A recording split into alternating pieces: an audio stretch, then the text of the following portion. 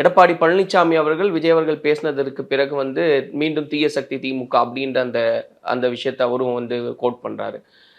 அது எந்த அளவுக்கு ஒரு தாக்கத்தை ஏற்படுத்தி இருக்குன்னு இல்லை, அந்த அது மக்கள் தலை எம்ஜிஆர் பயன்படுத்தின வார்த்தை அது.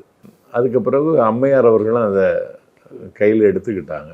ஆகவே திமுகவை வீழ்த்துவதற்கான ஒரு மந்திர சொல் இல்லாட்டா தந்திர சொல் அதை இன்னைக்கு தலைவர் விஜய் எடுத்திருப்பதன் மூலம் அந்த யுத்தத்திற்கு அவர் அணியமாகிவிட்டார். தீய சக்தி என்று அவர்கள் சொன்னதையே அப்படியே பின்பற்றி மக்கள் திலகம் எம்ஜிஆர் சொன்னதை மக்களுக்கு நினைவூட்டி இந்த நாட்டில் இருக்கிற லட்சக்கணக்கான அந்த திமுகவை எதிர்க்கிற மனப்பான்மை உள்ளவர்களை இந்த நாட்டில் தாவேக்கா என்கிற நந்தவனத்துக்கு கொண்டு சேர்க்கிற ஒரு அற்புதமான ராஜதந்திர முயற்சியாகவே நான் இதை பார்க்கிறேன். ஆனால் அது வந்து மறுக்கிறாங்களே சார். அதிமுகவில் இருக்கக்கூடியவர்கள் பேசும்போது எம்ஜிஆர் அவர்களையும் ஜெயலலிதா அவர்களுடைய பெயரை பயன்படுத்துறது விஜயை பலகீனதான் படுத்தும், பலப்படுத்தாது. அப்படி இல்லை, பலப்படுத்தும். உங்களுக்கு சத்தமே இல்லாமல் அதிமுக தொண்டர்கள் தாவேக்காவுக்கு மடை மாறிக்கொண்டு வருகிறார்கள்.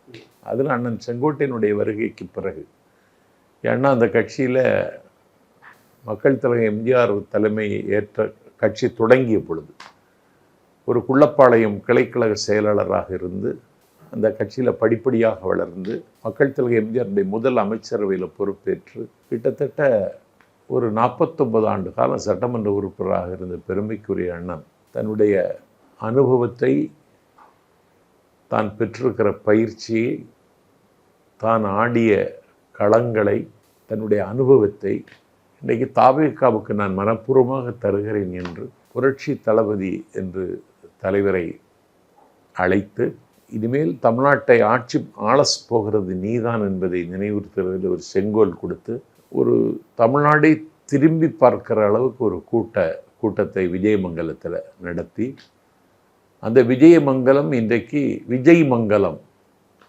என்று கழக தொண்டர்கள் மட்டுமல்ல, கட்சி சாராத மக்கள் கூட விஜய் மங்கலம் என்கிற அழைக்கிற அளவுக்கு மிகப்பெரிய தாக்கத்தை அவர் ஏற்படுத்தி இருக்கிறார். ஏற்கனவே வி சாலை விஜய் சாலைன்ட்டீங்க, இது விஜய் மங்கலம் ஆயிடுச்சு. விஜய் மங்கலம் ஆயிடுச்சு. வந்துட்டு இருக்காங்க, தோழர்கள் வந்துட்டு இருக்காங்க. அதெல்லாம் அது பெரிய அதிசயங்கள் எல்லாம் நடக்க போகுது இனிமேல் தான். இப்போ ஆனால் அந்த அதிமுக திரும்ப திரும்ப என்ன சொல்றாங்கன்னா அது பலகீனப்படுத்தும் அப்படின்ற பொருளே, என்ன சொன்னாலும் அவங்க வந்து அதிமுகவுக்கான தலைவர்கள், அவங்களை எப்படி இவர் கிளைம் பண்ணிக்க முடியும் அப்படின்ற கேள்வியெல்லாம் வைக்கிறாங்க இல்லையா? அதுக்கு ஏதாவது வரம்பு இருக்கா? அதுக்கு ஏதாவது கட்டுப்பாடு இருக்கா? அதுக்கு ஏதாவது ரூல் இருக்கா? அப்படியெல்லாம் ஒன்றும் கிடையாது. இப்போ நாஞ்சில் சம்பத்து ஒரு திராவிட இயக்க பாரம்பரியத்தில் வந்தவன். நான் கடந்த அக்டோபரில் பெரிய புராணம், சேக்கிழார் எழுதிய பெரிய புராணத்தை 13 நாள் முருகனுடைய படை வீடுகளில் ஒன்றாக கருதப்படுகிற ராலிமலையில் பேசினேன். இப்போ நாஞ்சில் சம்பத்து எப்படி பெரிய புராணம் பேசலான்னு கேட்பீங்களா? பெரிய புராணம் தமிழர்களுடைய சைவ காப்பியம். அது